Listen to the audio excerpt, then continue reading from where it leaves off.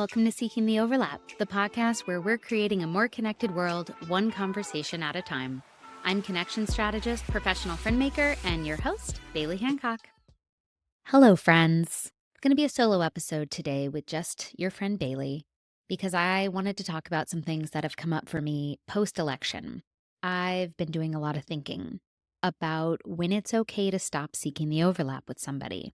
As you probably know by now, I'm a big believer in seeking the overlap, especially with family, friends, colleagues, the people that we're surrounded by, not only because it helps create deeper connections with those people, but when you feel like you have a lot in common and you share a language, you share history, you share interests, goals, and values, it is significantly easier to coexist with those people. Post-election, and frankly for the last 8+ years, it's become increasingly obvious that many of us do not have a big overlap on our Venn diagram circles with family members as it relates to politics and values. We've all been dealing with this in our own ways. I know for me, I have gone in and out of seeking the overlap with relatives specifically. There are days where I feel enraged and don't understand why people don't think the same way that I do about social justice, equal rights, reproductive freedom. And other days where I think, okay, but we're still family. We need to get along. We need to keep the peace. We need to have civility in our interactions for the good of the family. I've gone in and out from blocking and unblocking, following and unfollowing throughout the last decade plus.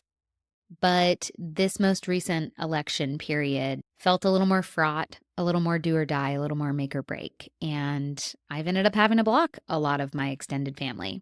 With the election results being what they are as of today, I have reached a point where I'm no longer interested in seeking the overlap with people that actively vote for elected officials who mean to strip me of my rights, of my freedom. They put people I care about in danger and are a threat to our democracy as a whole.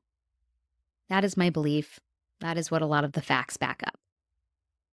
I have not been interested in crossing the divide and finding overlaps with people that I feel are fundamentally against the things that I hold dear. After the election, I posted something to my stories on Instagram that effectively said, if you voted for him, you can go ahead and unfollow, unsubscribe. You no longer get access to me and my kids and the cute videos I post of them on Instagram stories because you represent a threat to me and my family. This obviously did not go over well with the family members that assumed I was speaking directly to them, and it caused a bit of a kerfuffle, if you will, amongst my family. I tell you all of this because as the woman that hosts the podcast Seeking the Overlap and runs a company called Overlap Collective and has a tattoo of a Venn diagram on my forearm, it would be easy for me to come on here and say, you must just put aside your differences, seek the overlap no matter the cost. And I just can't do that to you because I don't believe that. I think your feelings, your beliefs, your values, they're too important to set aside for the sake of maintaining civility with family members or whoever it is that you're going through this with. I can no longer agree to disagree. We can agree to disagree on things that don't involve stripping people of their rights and endangering others. But on those things, it's a hard pass. So I want to say this to give you permission to do the same. When you're the only one at risk and the only one crossing the aisle with the family members who are perhaps telling you, you need to get over it. We won, deal with it, meh, meh, meh, which there's a lot of that right now going on. I know so many of us are feeling that and not really knowing what to do with that. But that is not a reciprocal relationship. It's not a relationship built on respect and empathy and kindness. It's just not. And you don't have to put yourself in situations where you're dealing with that.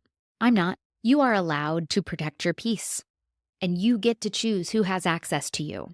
Even if it's just digitally, we can't always stay out of situations in person with people that we'd rather not be in them with. But digitally, you have every ability to block, unfollow, mute, whatever you need to do to put up boundaries and protect yourself from people who do not have your best interests at heart and who will actively tell you that with a smile on their face and probably tease you about it, which is my case.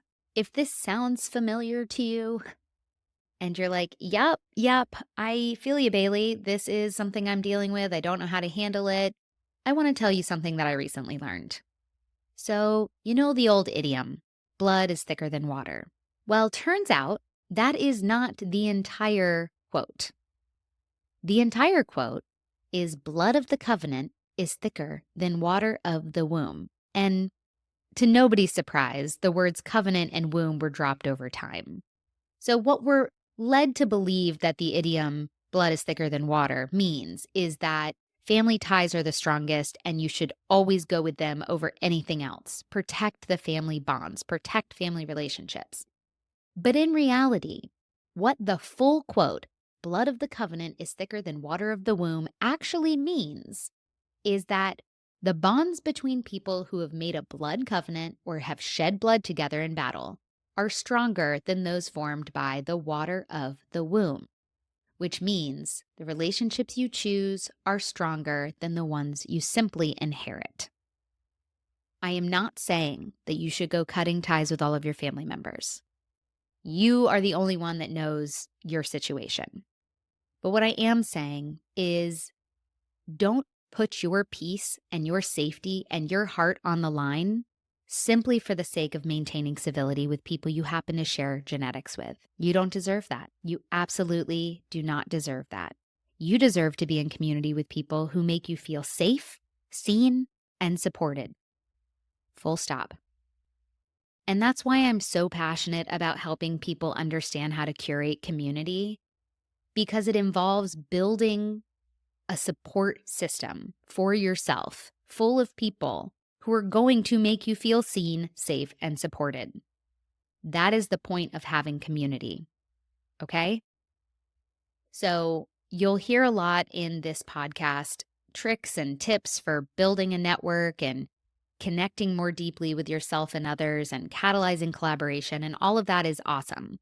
But at the end of the day, your mission in life is to find your people, seek the overlap with them, and nurture and develop those relationships that are symbiotic, reciprocal, and there for you, and that don't make you compromise your values and your beliefs.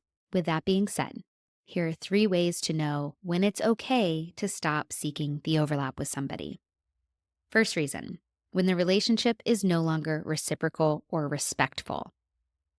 If the people that you are considering no longer seeking the overlap with are rude to you, they taunt you, they don't show up for you, they mock you for your beliefs and for your values, you are good to step away, my friend.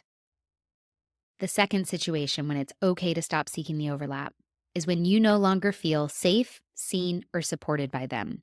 This feels very similar to number 1, but the difference here is that they're not even doing the bare minimum for you of what you're meant to do when you're in relationship with somebody. The point in having relationships with people is to feel safe, seen, and supported, and to do it for them in return. If you're the only one doing the heavy lifting, if you're the one meeting them halfway, if you're the one that's making them feel safe, seen, and supported, and you're not getting it back, feel free to pause on that whole seeking the overlap thing with them. The third time when it's okay to stop seeking the overlap, the moment you don't want to. You are not beholden to anybody. You do not have to seek the overlap with anybody that you don't want to. Call it a gut feeling, call it instinct or intuition, but I think most of us know on some deep level whether somebody is for us or not. And if you feel like there's something off about the relationship or the person, by all means, listen to that.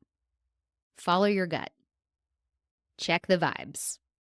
You do not have to push forward seeking the overlap with somebody where it just simply feels off. So find your people, surround yourself with them, be good to them, expect them to be good to you.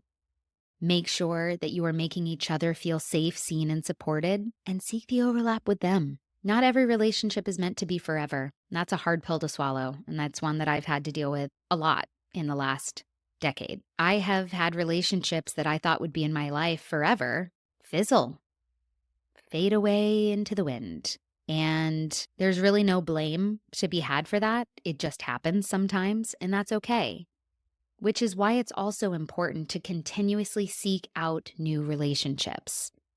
You need to continue to plant new seeds for a healthy garden. It's important that you recognize that every plant you put into the ground is not going to have the same season. So some plants may bear fruit in the winter, like orange trees, and others may bear fruit in the summer, like strawberries. So it's important to have a variety of relationships in your community garden. It's important to nurture and water them and watch them grow. It's important to keep planting new seeds.